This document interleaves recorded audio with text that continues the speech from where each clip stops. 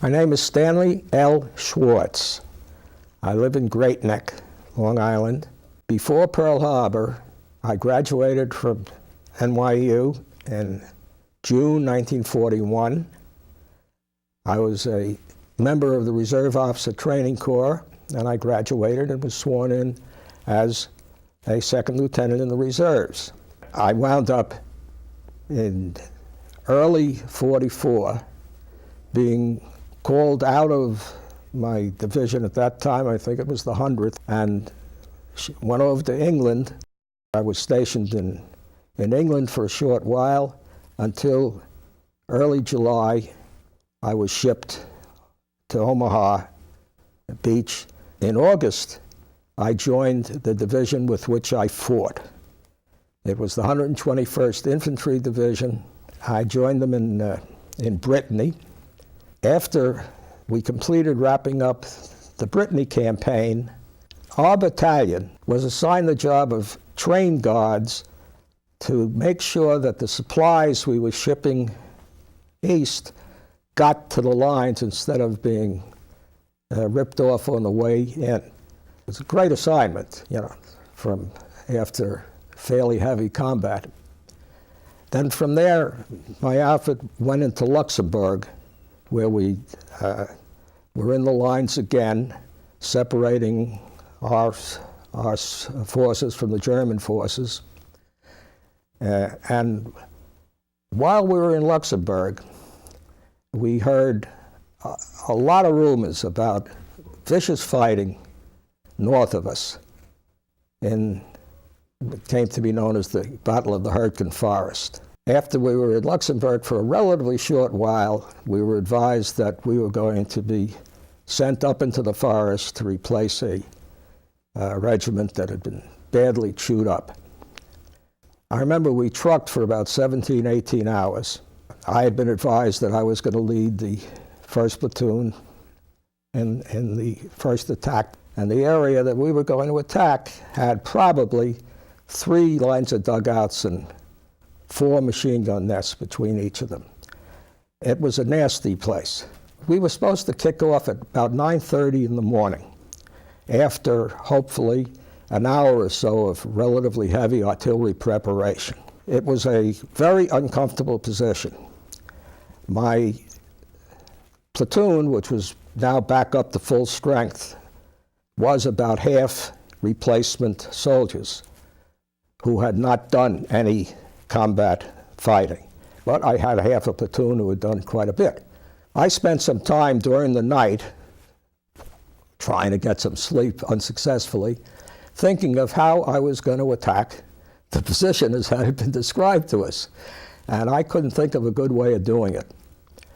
And around about 5 o'clock in the morning, I contacted my company commander, First Lieutenant Jack Melton, and I told him that I didn't like the battle plan, and if it was okay with him and Major Hogan, the battalion commander, I would like to jump off early, see how far I could get. And Melton went back to tell this to Hogan, who had said, if Schwartz wants to jump off, don't stop him. And now I was joined by an enlisted man from the 3rd platoon named John Minnick. Minnick was the best fighting soldier we'd had in the outfit. He asked Melton, the company commander, whether he could join Schwartz, because whom he heard was going to jump off in an early night attack.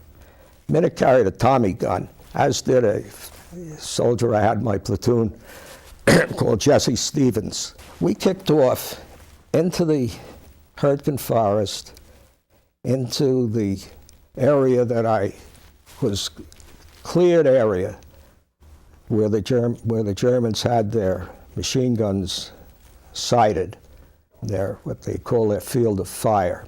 What I did was, I had had some success with flanking tactics in Brittany, and I thought I'd try it again. So instead of organizing my men in a front to attack forward and the idea being to spread their fire, I put everybody on the right flank, our right flank, and we went up in a column. I simply led the whole platoon in a column, Dominic on one side of me and Jesse Stevens on the other.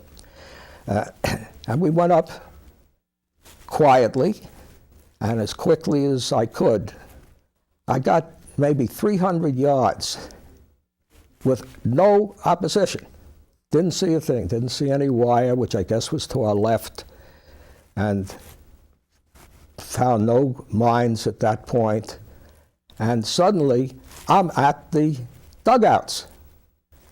And the machine gun on our right front, and mind you, by this time we're almost parallel with them. So they really couldn't hit us. And I threw hand grenades into the backs of the machine gun nests and the dugouts running down to our left. And all the Germans that came out, that were pulling out of the dugouts, anybody that had a weapon, Minnick killed. He was a fighting machine. And all the Germans came out and surrendered. Probably very, very happily to do so, because they'd been fighting in the Hurricane Forest for some months. And by that time, Hayes and the rest of the platoon had come up, and I decided I'd try to call down some artillery, since I had been a cannon company officer. I knew how to do that. And I asked my men to start to get into position so that I could see what we were shooting at. And as we started to move, things started to explode. Because I was in a mined area, had no idea that the Germans would have mines that far behind their lines. And we hadn't hit anything when we first went in. And I remember the first explosion, mine went off, and it killed John Minnick and Trusty. And then another mine went off, and I had a young Brooklyn boy named Spagnola with me, and another Brooklyn man named Joe Newberger, whom I brought up, veterans. And Spag got an abdominal wound, and Newberger got an arm. And I had my platoon medic with me. I never went any place I could without my medic. And Manny Ferris, little Portuguese man. And Ferris wasn't hit. I tried to move to get to Spagnola to help him, and I hit a mine, and I got both legs pretty well mangled.